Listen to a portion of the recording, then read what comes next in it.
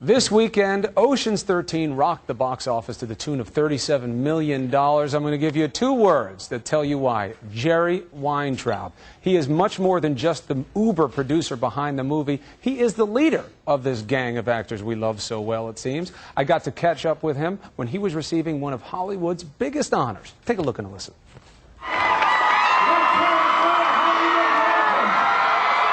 What a huge occasion at the Chinese theater to get your hands, your feet, your signature, isn't it? And you're here with arguably the biggest stars in the world. Truth be told, they basically did this for me. They don't need the cameras. But even that's a tribute then. To me.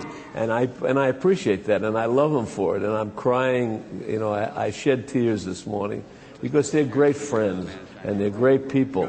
And they wanted me to have my day out there. Now, you spent time with Sinatra and Elvis, but how do these young men compare to those young men? Well, I've never compared them. You know, they were all great guys. Those were great times. We had a lot of fun. So for me, you know, it's like it's unbelievable kind of trip. Was that a guess? Double. The man has no taste, and yet every time he opens a hotel, he wins a Royal Review Board, 5 Diamond Award. Number 3. I want you to steal the diamonds. Can't be done. We don't have the manpower. Or the time. Or away. We get caught, we go away for life. We're not going to risk that so you can get his diamonds.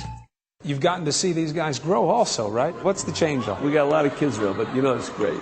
That's what life's about. You know, in the last picture, everybody I was looking at was pregnant. And I said to him, Brad, everybody's pregnant. What the hell's going on? He said, that's the age of the people you hang out with. You know, what do you want? Don't you remember that? Tell me a little bit about the efforts to help in Darfur and how it's gone so far. Well, it's gone amazingly well. I didn't initiate this.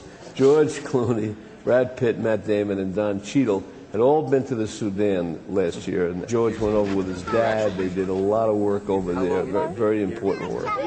And George said to me, Jerry, why don't we do something good around the film, to use that for good and to put a spotlight on the Sudan. And that's what they're doing. And I commend them for it. And there's nothing I wouldn't do to help them. And now I'm totally involved in this. So they got me. I'm doing it. So. What are some of your favorite moments that are in this movie? Well, my moments, you know, when I'm acting. Because I'm certainly going to be up for an Academy Award. Because I just sparkle on the screen. I'm going to be sexiest man alive for the AARP. How did Pacino and Barkin add to the mix? Well, Pacino came in the first day and he said to me, "What do these guys think of me, Jerry? And you guys have this tight-knit thing. What do they think of me?" And I said, "It's very simple, Al. What did you think of Brando when you did Godfather? That's what they think of you." Of course, Clooney did say, when I said to him, how do you feel about acting with Pacino? He said, well, it's a little... I knew it! I could see it in his No, I heard him. I didn't know he was coming. We're starting a campaign for him. For what? Sexiest man barely alive. I just said I was going to be sexiest man for the AARP. That's not going to happen. You see? They just show up in each other's lives. Jerry Weintraub, talented producer, even better man.